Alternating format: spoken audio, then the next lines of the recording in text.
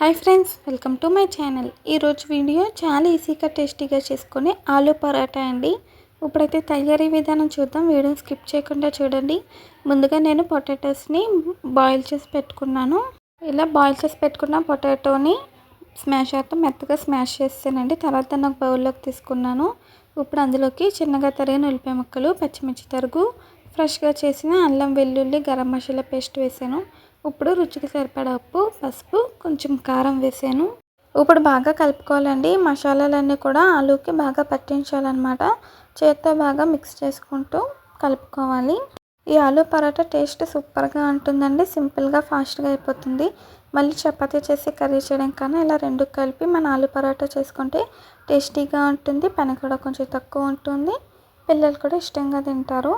ఆలూ పరోటాకి ఆలు స్టఫ్ అయితే రెడీ అయిపోయింది కదా, కలిపేసి పక్కన పెట్టేసానండి. ఇప్పుడైతే పరోటా కోసం మనం పిండి కలుపుకోవాలి. దానికోసం బౌల్ తీసుకుని 2 కప్పులు గోధుమ పిండి వేసాను. ఇప్పుడు అందులో రుచికి సరిపడా సాల్ట్ వేసి ఒకసారి కలిపానండి. అలా కలుపుకున్న తర్వాత వాటర్ వేసుకుని చపాతీ ముద్దలు అయితే కలుపుకోవాలి. వాటర్ ఒకేసారి వేయకుండా కొద్ది కొద్దిగా వేసుకుంటూ ఇలా ఇక్కడ చూపించిన విధంగా సాఫ్ట్గా చపాతీ ముద్దలు అయితే కలుపుకున్నానండి. కలుపుకున్న తర్వాత ఇప్పుడైతే పరాటాలు చేసుకోవాలండి. ముందుగా వీటిని చిన్న చిన్న బాల్స్ అయితే చేసుకున్నాను.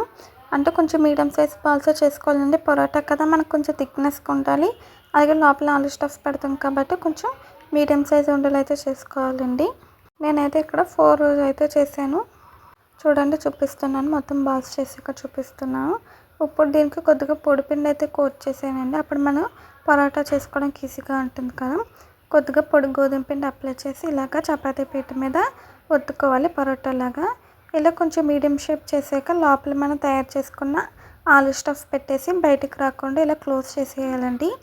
ఆలు స్టఫ్ అనేది బయటికి రాకుండా ఇక్కడ చూపించిన విధంగా క్లోజ్ చేసి మళ్ళీ ఒకసారి బాల్లో ఒత్తుకొని తర్వాత కొద్దిగా పొడిపిండి వేసుకొని ముందు ఇలా చేతితో కొంచెం ప్రెస్ చేసానండి. తర్వాత చపాతీ కర్రతో స్లోగా ప్రెషర్ లేకుండా మనం అయితే పరోటాలో ఒత్తుకోవాలి.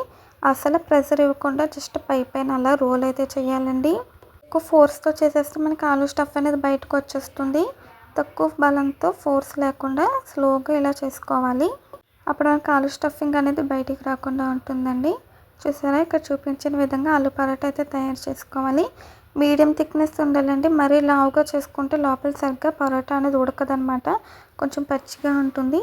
మరి సన్నంగా చేసుకుంటే క్రిస్పీగా వస్తుందండి. అందుకే మీడియం సైజులో పరోటా షేప్ వచ్చేలాగా రౌండ్గా పరోటా థిక్నెస్ వచ్చేలా చేసుకోవాలి.